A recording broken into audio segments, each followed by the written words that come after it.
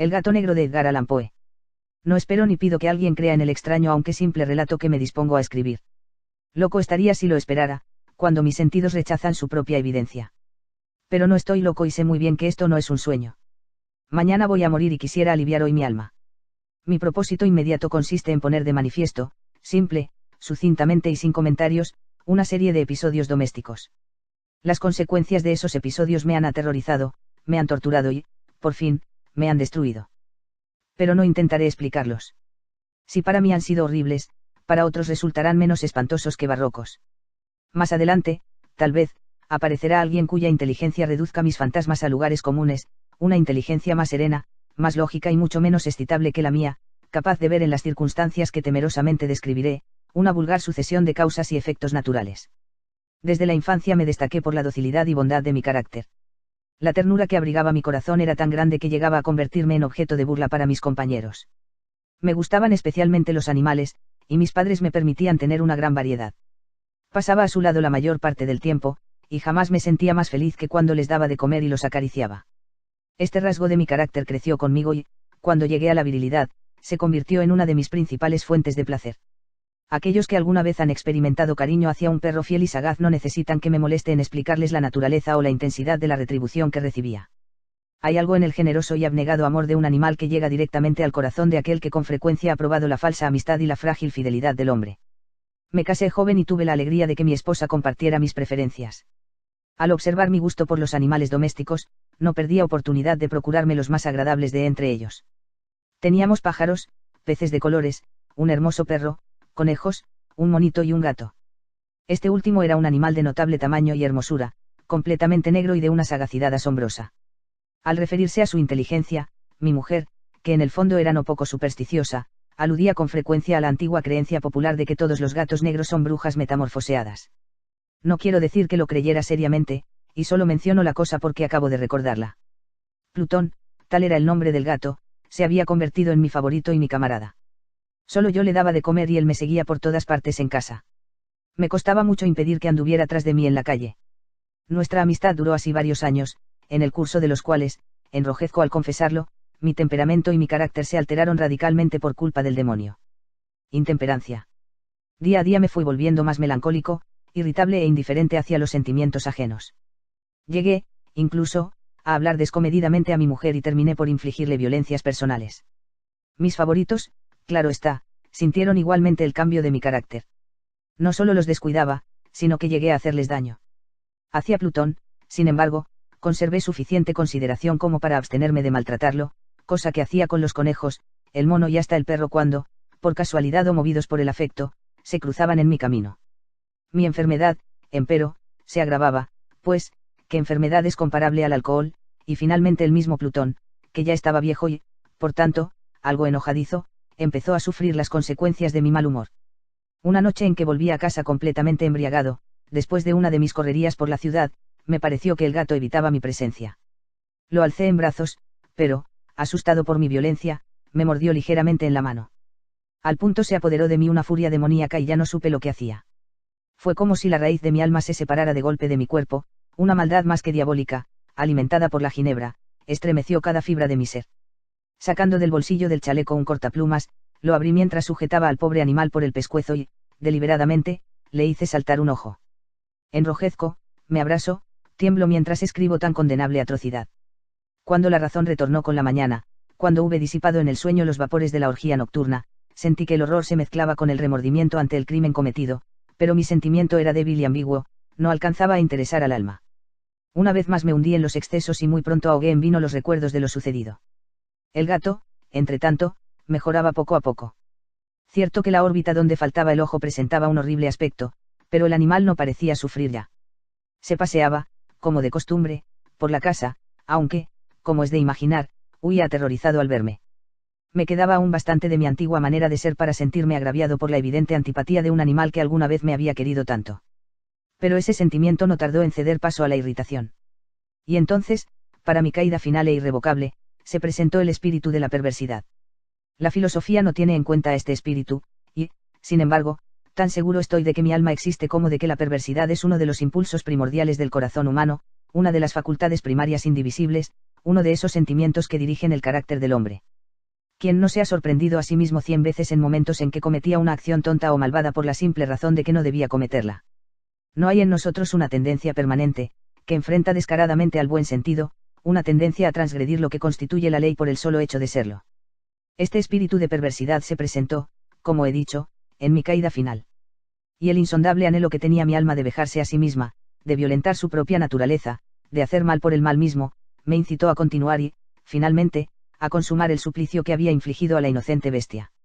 Una mañana, obrando a sangre fría, le pasé un lazo por el pescuezo y lo ahorqué en la rama de un árbol, lo ahorqué mientras las lágrimas manaban de mis ojos y el más amargo remordimiento me apretaba el corazón, lo ahorqué porque recordaba que me había querido y porque estaba seguro de que no me había dado motivo para matarlo, lo ahorqué porque sabía que, al hacerlo, cometía un pecado mortal que comprometería mi alma hasta llevarla, si ello fuera posible, más allá del alcance de la infinita misericordia del Dios más misericordioso y más terrible. La noche de aquel mismo día en que cometí tan cruel acción me despertaron gritos de incendio. Las cortinas de mi cama eran una llama viva y toda la casa estaba ardiendo. Con gran dificultad pudimos escapar de la conflagración mi mujer, un sirviente y yo. Todo quedó destruido. Mis bienes terrenales se perdieron y desde ese momento tuve que resignarme a la desesperanza. No incurriré en la debilidad de establecer una relación de causa y efecto entre el desastre y mi criminal acción. Pero estoy detallando una cadena de hechos y no quiero dejar ningún eslabón incompleto. Al día siguiente del incendio acudí a visitar las ruinas.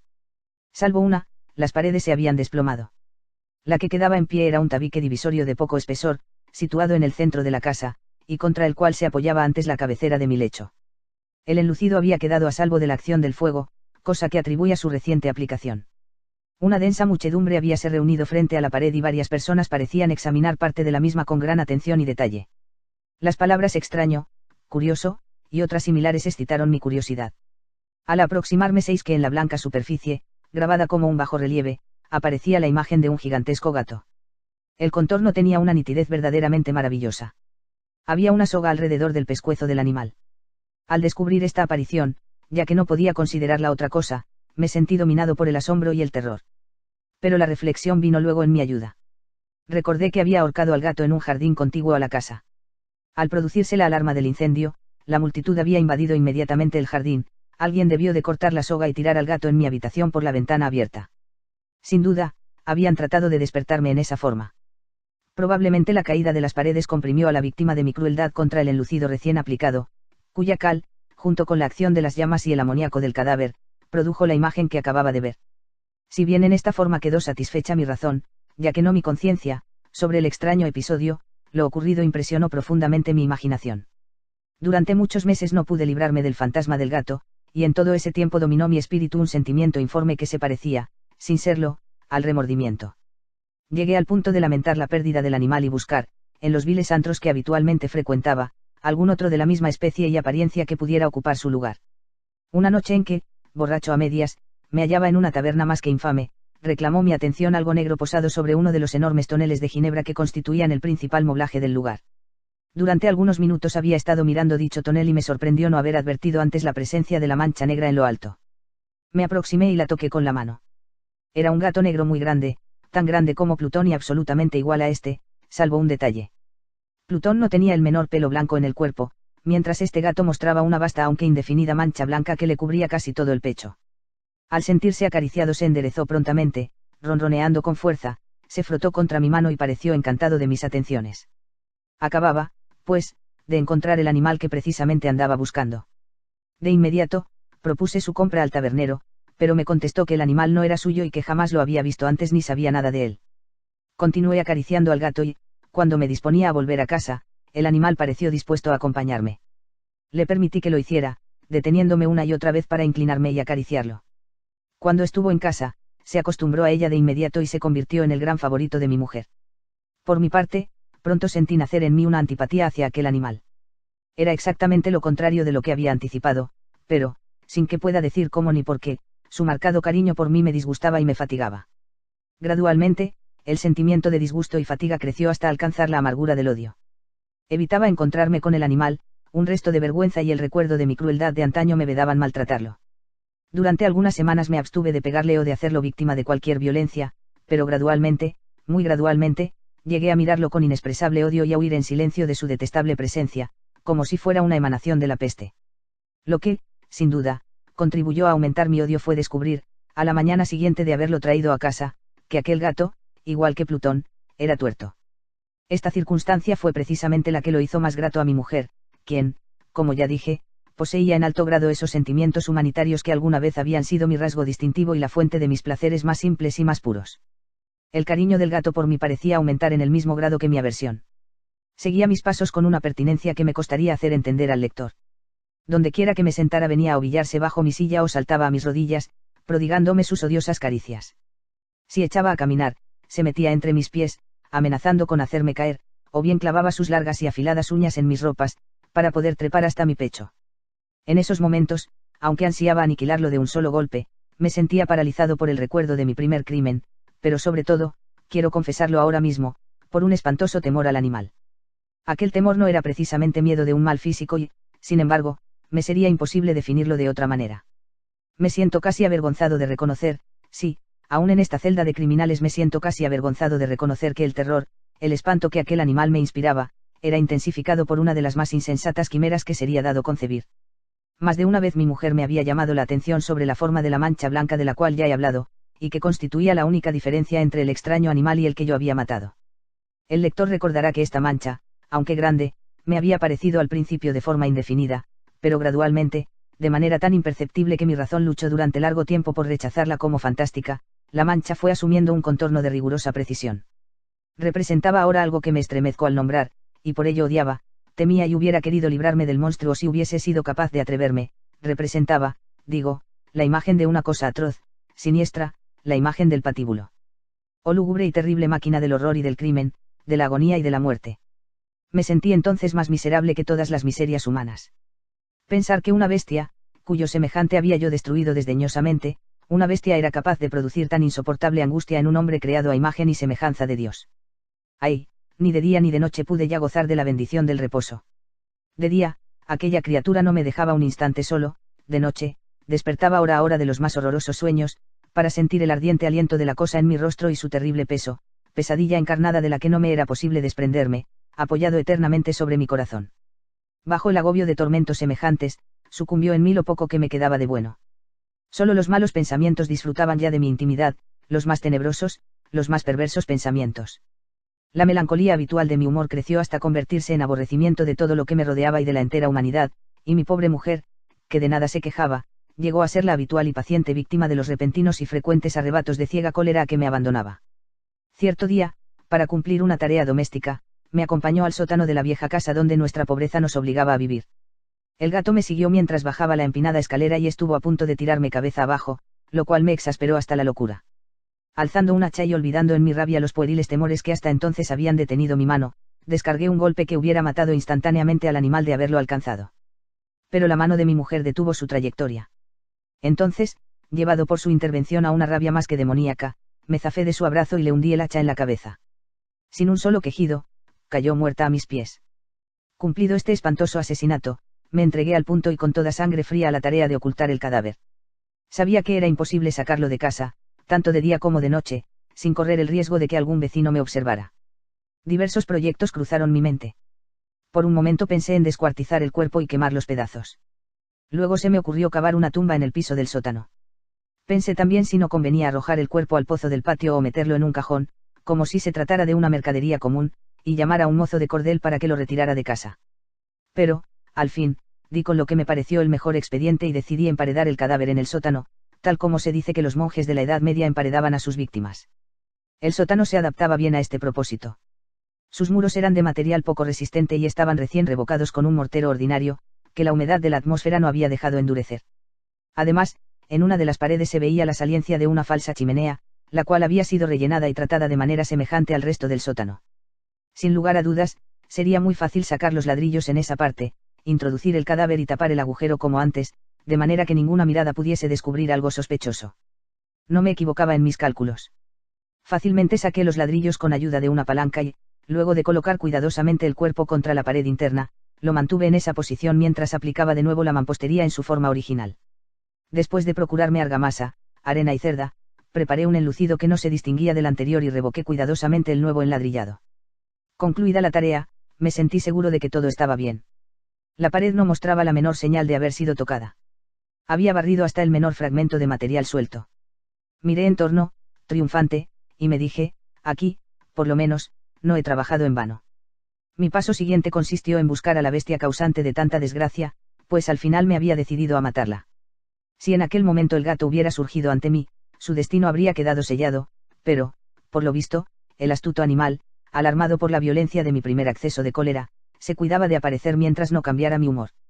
Imposible describir o imaginar el profundo, el maravilloso alivio que la ausencia de la detestada criatura trajo a mi pecho.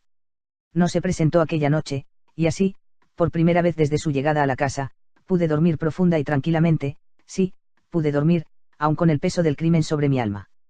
Pasaron el segundo y el tercer día y mi atormentador no volvía. Una vez más respiré como un hombre libre. Aterrado, el monstruo había huido de casa para siempre.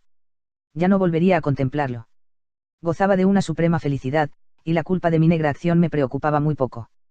Se practicaron algunas averiguaciones, a las que no me costó mucho responder. Incluso hubo una perquisición en la casa, pero, naturalmente, no se descubrió nada. Mi tranquilidad futura me parecía asegurada.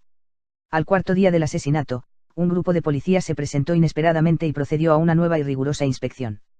Convencido de que mi escondrijo era impenetrable, no sentí la más leve inquietud. Los oficiales me pidieron que los acompañara en su examen. No dejaron hueco ni rincón sin revisar.